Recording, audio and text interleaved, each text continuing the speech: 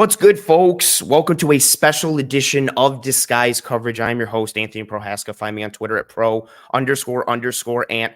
Cutting the regular intro a little bit short today as my guest has blocked off some time, and I want to be very respectful and cognizant of that time because he does not have a lot of it when this time of year rolls around. And that is because my guest in this special edition of Disguise Coverage is one of the preeminent voices in NFL draft circles. He authors the most comprehensive draft Bible each offseason that is filled with the most detailed and complete player evaluations, metrics, notes. You folks know it as the Beast. And with that being said, my guest on this special edition of Disguise Coverage is Mr. Dane Brugler, NFL draft analyst and expert for The Athletic. Dane, I was telling you offline before we got started, I know how busy you are this time of year. Thank you so much for taking the time to join me. Welcome to the show. I appreciate the hell out of your work, as I know millions do. Thank you for being here.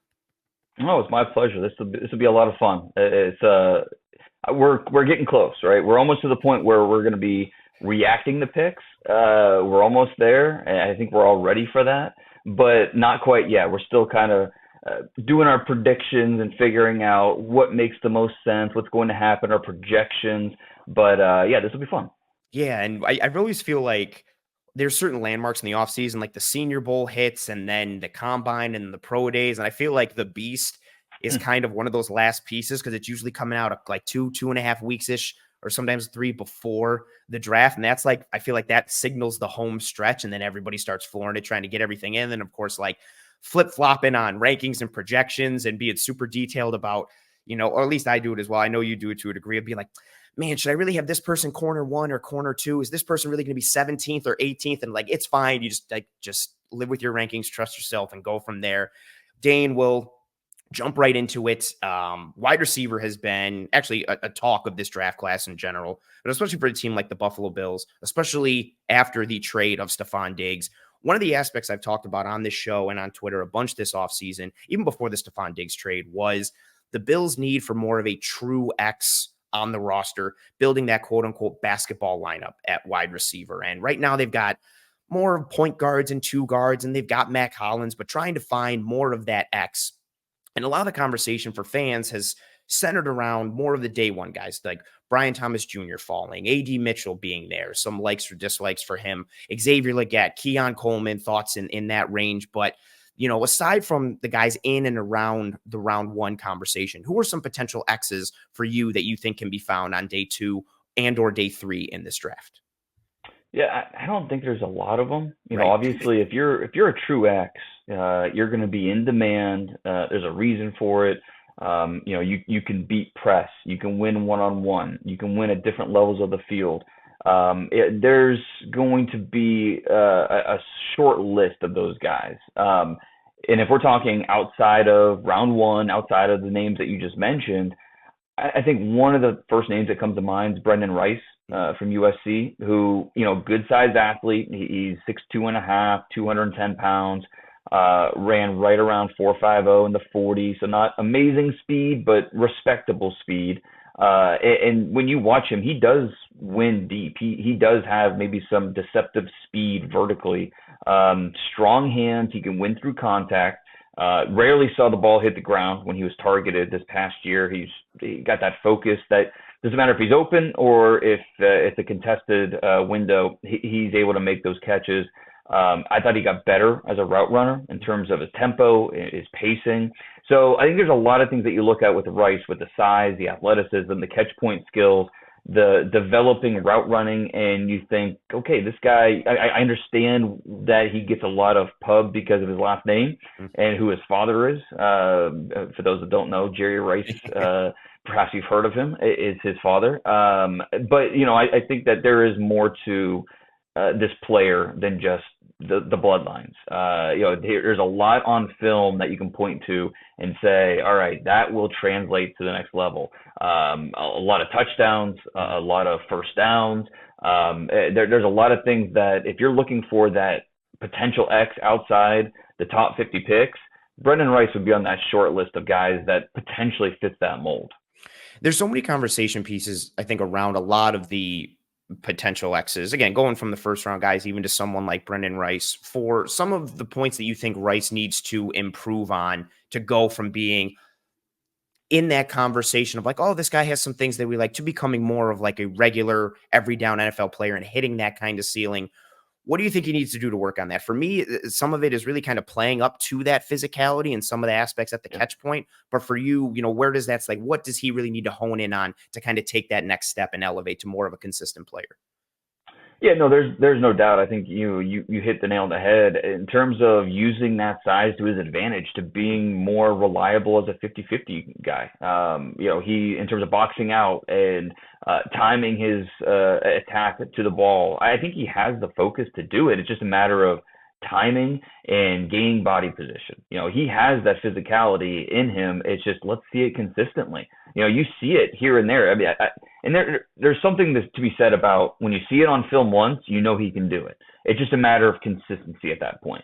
And that's why you have coaches. That's why, you have position coaches, something for all these guys to work on. And again, we're talking about a potential third, maybe even early fourth down pick or fourth round pick. So, you're taking a discount for some reason. There's a reason he's not going to be a top 50 pick. And so you have to sacrifice something. And with Brendan Rice, I think that's definitely part of it. He's not the best separator in terms of short area burst and sinking his weight and snapping off maybe a 90-degree cut, things like that, where he's good but not great in that area. And NFL corners are going to be able to get a beat on him and not going to create a ton of separation. We talk about with the X receiver how important it is to get off the jam. That's another area where he has the physicality. It's just, let's see it. Let's be more efficient with that physicality. And we know that you can outmuscle guys, but let's see you get rid of that contact quicker and get into your route, get down the field. So yeah, there's certain parts of his game that are still work in progress. But again, we're talking about a third or fourth round pick, and you're sacrificing something with those guys. And for Rice, it's just a matter of continuing to grow and develop.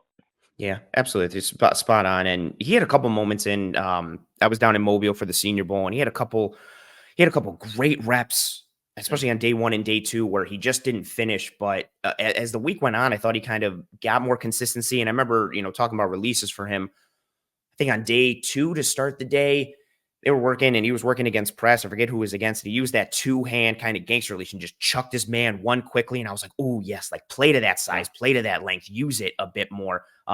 He is also fighting, rightly or wrongly, an uphill battle because everyone's going to be like, yeah, but you're not your dad, or yeah, you're dad. And I just, the mental aspect of having to work through that. But, a tremendous player to be here where he is. Real quick, we don't have him completely listed in our notes. I mentioned him briefly, but want to get your thoughts.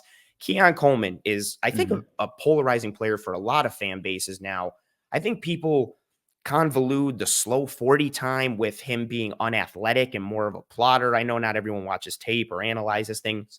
What are your thoughts on Keon Coleman in terms of what he is and what he potentially could be? Yeah, I think the 4.6 kind of, and in his report stands out and just blinking lights, and that's what people gravitate towards. But man, he is a really athletic player. And he played for Coach Izzo at Michigan State basketball. Bad athletes don't do that. Yep. So sure, yeah, he has size. That's his bread and butter. Winning at the catch point, that's what he does best. But he is a really good athlete. And, like the combine's a great example. You watch him run his 40, he runs a 4.61, and you're like, okay. I thought I was hoping he'd get to at least in the 4.5s, even though I knew he wasn't a burner. But then you watch his gauntlet and you're like, all right, I'm right back in. That ball, he's running in a straight line. The strides are perfect. The ball is stiff as soon as it hits his hand. It's not moving. It's not going anywhere. And so it's just, you have to understand the type of receiver that he is and be okay with that. And as long as you don't need a guy that's going to win vertically with 4.4 speed, that this guy has a lot of what you're looking for as a pure possession threat, but a really athletic big man who can be a possession threat. So the body control, the ability to contort his body and make these catches that a lot of receivers aren't making, there's value in that. And it doesn't matter if it's a high trafficked area, if it doesn't matter if he's wide open. And he does have a little bit after the catch, or more so than I think the 4.6 would indicate in terms of creating after that catch. So and we have to remember too, this is a player that has been a dual sport athlete his entire life, up until really the last 18 months, 24 months. And so for the ability to work on football year round moving forward, he's going to get better. He is going to continue to improve as a route runner, as just the overall nuance of the position. So I'm very encouraged by Keon Coleman. I understand some of the separation stuff people aren't thrilled about. I get it. But if my quarterback feels comfortable throwing the spots, Keon Coleman can give you that, where he's going to be in the right spot at the right time, and he's going to go get the football. So even if he doesn't get into that first round, this guy shouldn't get out of the top 40 picks. And I think if he does, a team's going to get an outstanding value. It's funny how the combine, and you know this probably better than anyone, like how the combine can change narratives on players positively or negatively. And Coleman, for me, is an example, like coming into the combine, but even still coming out of it, like my biggest concerns were more of his route running refinement and polish, like the lack of sharpness or suddenness. And there's some sloppiness to his routes. And he wins really with that athleticism, that size. And then coming out of the combine, it was just like, no, he's slow. And I feel like I'm not concerned about the lack of athleticism necessarily. And you watch him return punts, you watch him operate on tunnel screens, and you see the lateral agility and the footwork and the feet. And he's got a couple nice pieces too. I was watching yesterday against Wake Forest. He scores a touchdown, breaks a tackle from Kalen Carson on a quick little route. And as he's catching He'll be a third-round pick. Yeah, exactly. Yeah, it was a good corner. And as he's catching it, he's immediately turning that left foot, almost like a drop step that you would execute over the middle when you're facing the quarterback sitting over the ball. And he opens up that hip, and it changes that angle on Carson immediately. And then with his size, he's able to break it. There's so many little things that speak to his athleticism, what he can do with the ball, and then obviously separating at the catch point with the hands and size and athleticism. But yeah, every time I get asked, people are like, well, do you think he's slow? And I'm like, I'm not concerned about that. I'm more concerned about the route refinement and what he can be with that. But time in and time out, we see it every year, the combine changing narratives positively and negatively, potentially for players. Let's step away from wide receiver for a little bit. And when it comes to the Buffalo Bills, and I'm sure for a lot of teams in general, but the Bills have been known to be one of those kind of like teams that go the best player available route in rounds, even if it doesn't necessarily align with their perceived biggest needs. Is there a round one graded guy or guys for you that isn't a wide receiver that you think could potentially slide in round one and be that best player available that might muddy something up for a team like the Bills at 28 or in the 20s in general, where sometimes guys fall and teams have their boards and they're like, well, we didn't think this guy was going to be there. Let's jump on him. Is there any particular guy or guys that fall into that category for you? Sure. And I think that's a smart way to draft is, obviously the Bills need to address the receiver position, but you let the board fall to you. And if there's a higher graded player on your board, which there's a decent chance that could happen, you have to stay true to your board. And I think when you look at the defensive line, every team is looking to add more depth on the defensive line. But if one of those guys were to fall to you, maybe say like a Jared Verse from Florida State, 6'4", 255 pounds, so much power coursing through his body, and the energy that he plays with, the hands, how violent they are, and not just violent, but their skills. He understands what he's doing out there to understand speed to power and how to knock away the hands of blockers and just break down the rhythm of what the blocker's trying to do. He has a good sense for that, and he's a really good athlete as well. So if Jared Verse were to fall a little bit in a draft,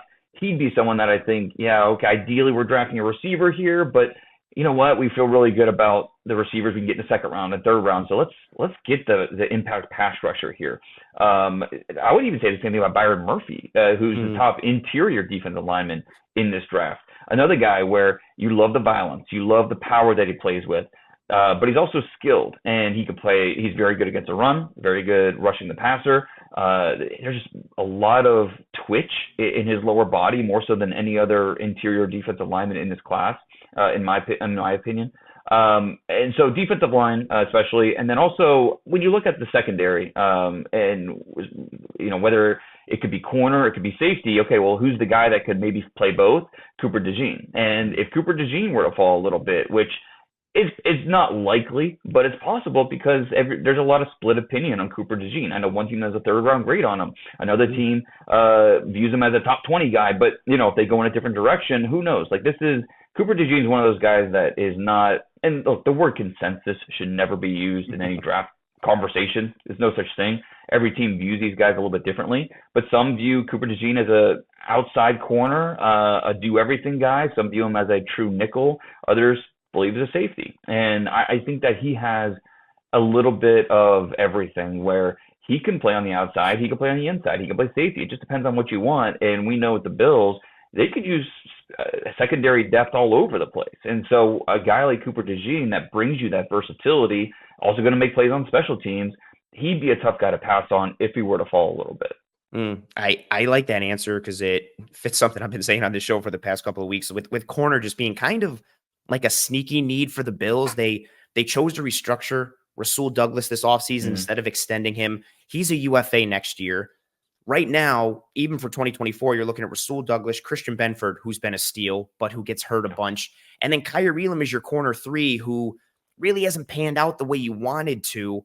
And you're sitting there at the back end of round 1. And if Cooper DeJean falls, or maybe they get past the size concerns and they like Nate Wiggins, or maybe Kool-Aid McKinstry's the guy, or maybe something crazy happens and for some reason Terrion Arnold falls, but corner is a sneaky need for this team, given what their position group looks like in 2024. But then, especially in 2025, where right now Douglas is gone, you could use a guy this year that could be your CB3 or potentially CB2 if Benford gets banged up, waiting in the wings to take over for Douglas.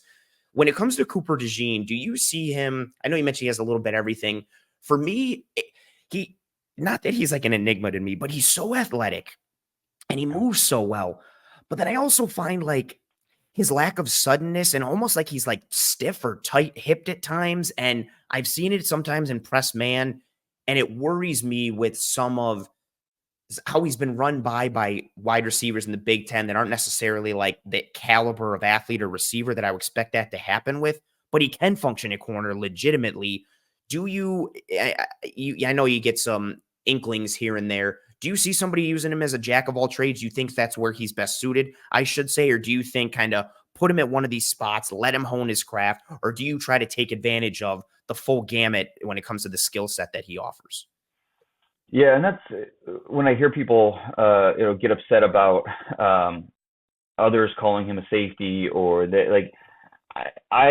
He could do it all. So I'm not going to really try to pigeonhole him as only this or only that. I really feel like he can help you out on the outside. He can help you out at safety, help you out in the nickel, as an inside corner, whatever you want him to do, he can do it. But I agree with what you're saying. His reaction burst is average. And that's something for a corner that is obviously not ideal. And so at the top of routes, he could be a half beat late, getting out of his break and going and attacking. But I think it's interesting when with the pro day, how because he had that late pro day, he had outstanding 40-yard dash and vert, and everyone, top 20 pick. Well, we knew he was fast. That wasn't the question. It was more of the change of direction and some of the short area agility, which he did not do, which I don't necessarily count against him. He working back from a broken leg. He didn't have time enough to train for it. And so I'm not going to say he's necessarily hiding those times. I'm not saying I'm going to say that, but on tape, you can see the average reaction burst. And that is, for me, why he ended up, he was always in the mid 20s for me, kind of as a prospect. I couldn't go much higher than him. I really like Cooper DeJean. I love him on my team, but I do think that, there are concerns to his game that, you have to understand what some of those concerns are before you draft them. Absolutely. Very well said. I find the Byron Murphy one, we'll move on to our next topic, but Byron Murphy has intrigued me so much ever since watching him going into the Senior Bowl. And then him basically kind of like opting out the night before. Him and Graham Barton it was so disappointing to not be able to see them in person. And for me, it kind of like locked that. I know what Murphy's reported kind of not participating in the Senior Bowl was, but for me, it just came off very much like his agent being like, "You're going in the first 20, like we got you. You don't need to do this type of thing." And but if he's so intriguing as a prospect, especially for a Bills team that, Sean McDermott's quote is the defensive line is the engine of the defense. And again, a lot of teams fall into that category. So yeah, if someone like him were to fall potentially. Actually, real quick, Laiatu Latu, the medical aspect, is it too much of a red flag? Are you too concerned? Because you watch the tape and it's tremendous what he does as a pass rusher, the length, the hand usage, the technicality.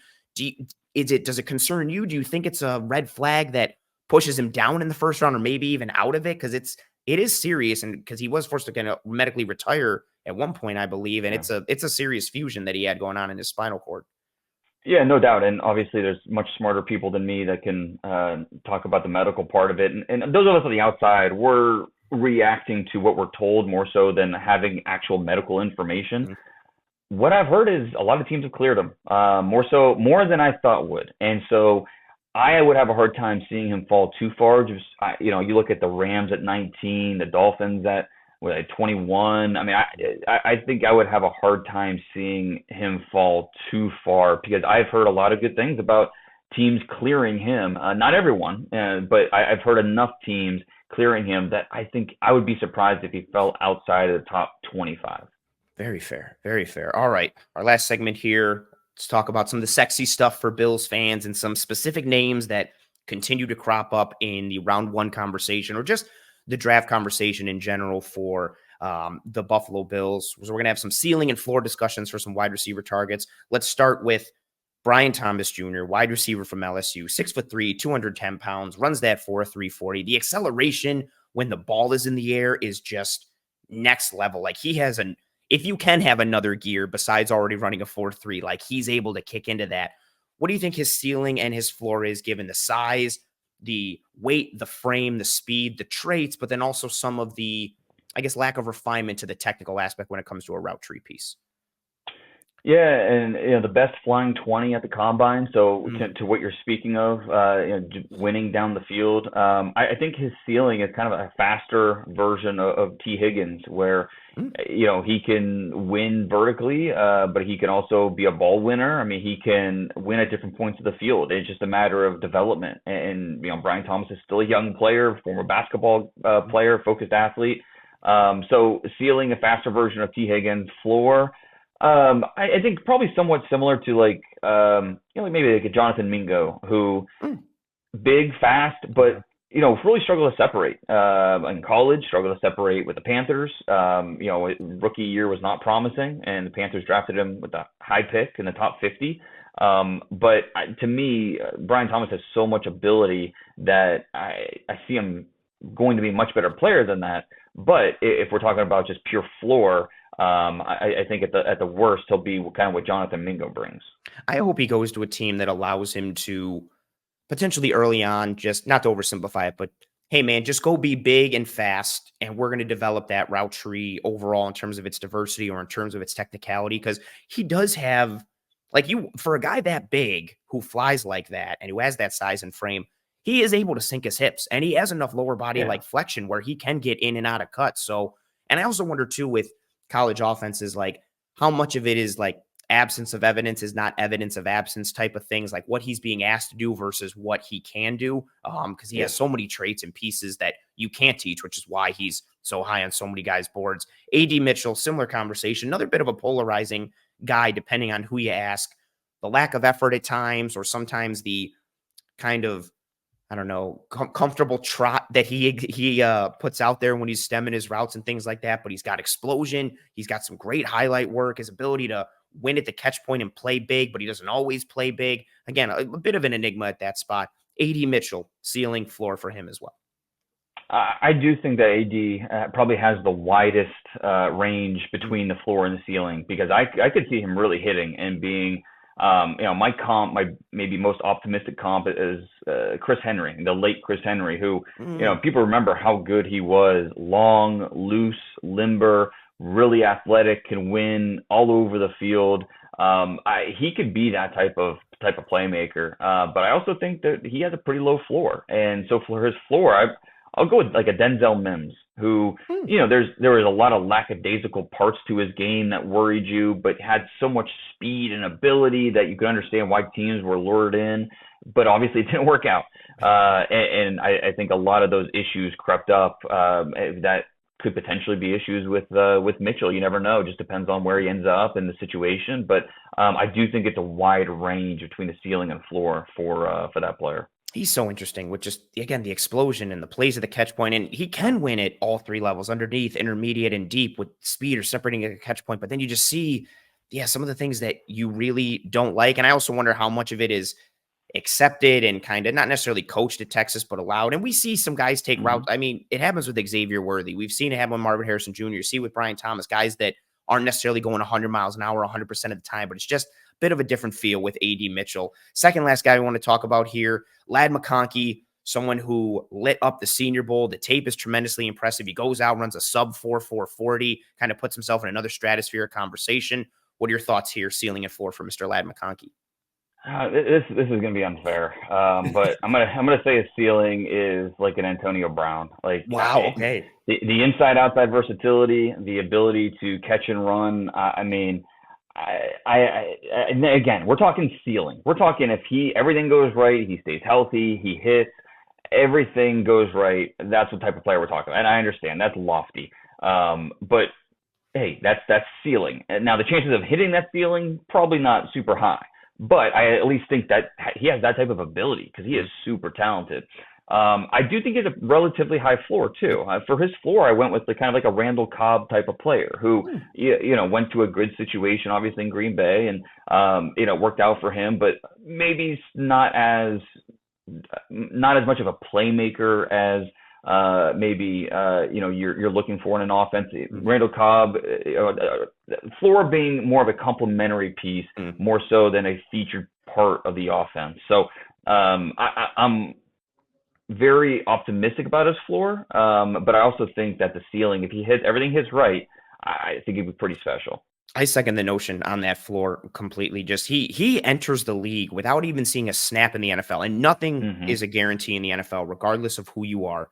But he enters the league as such a professional route runner already with his movement and his understanding of how to manipulate defenders, combined with how he actually moves, the ability to do it mentally and physically. It gives him that high floor. And I don't know how much in terms of a true one he can ever be, given like his size and frame and who and what he is. But like you said, that floor is so intriguing. Last one. Little bit of a different conversation when it comes to this ceiling floor conversation versus someone like Ladd McConkey. Mr. Xavier Legette, 6 foot, well, over 6 foot, 6'1", 220 plus, runs that 4.3, sets the world on fire. 1 year of production, his age, a lot of different conversation and context pieces when it comes to him. Ceiling and floor for Mr. Xavier Legette out of South Carolina. Yeah, and the ceiling, I think, is a style of a DK Metcalf type of player because he's not the size of a DK Metcalf, but you kind of see some of the similarities with the way they move, the pure straight line speed, and even though he's not the same size, he's still a really good size receiver. And so some style of a DK Metcalf, I think, is the ceiling. For a floor, maybe like a bigger version or a thicker version of like a De'Ami Brown, who a lot of verticals at North Carolina, and so far with the Commanders, it hasn't really worked out in terms of him becoming that splash player. Like Legette, I mean, he has that vertical ability. He can win deep, get him on a runway so he can take those crossers and go make something happen with the straight line speed. But can he not expand his route tree enough to be more than that? Is he going to be over reliant on those runway routes? And if he's in a certain situation, it's going to be hard for him to break out. And so I do think that the ceiling floor is pretty diverse for him as well. Yeah, he's one. I know you mentioned it for AD Mitchell. Legette is one for me that I think the spectrum of where he could be floor versus ceiling, I think, is massive given the traits and the tools, but also some of the more technical regular pieces. Dane, we're going to get you out of here, and we're going to end this episode here. Just in case people don't know who you are and what you do, floor is yours. Anything and everything you want, tell everybody about it. No, I find all my stuff at The Athletic, especially The Beast, which is out right now. Just need a subscription, and it's included. So there's not a more comprehensive guide out there. I promise you, if you enjoy the draft, as a casual, as a diehard, there's something in here for everybody. You will not be disappointed with over 2,000, almost 2,000 players in there, all NFL verified testing, over 400 reports. So, like I said, a little bit of something for everybody. Absolutely tremendous. It is a go-to for anyone and everyone who cares about football and who has anything to do in terms of one little thought in their mind about the draft. That's going to do it for us here in this special episode, folks. If you're on YouTube, please drop a like on this video, turn on notifications, audio platforms, rate and review, and subscribe. Check out Dane's work. Subscribe to The Athletic if you don't already. The Beast makes it 1,000% worth it. That'll do it for us. Hope you and your family and friends and loved ones are all doing well and staying safe. Be kind to one another. Take care of one another. Godspeed. And as always, go Bills.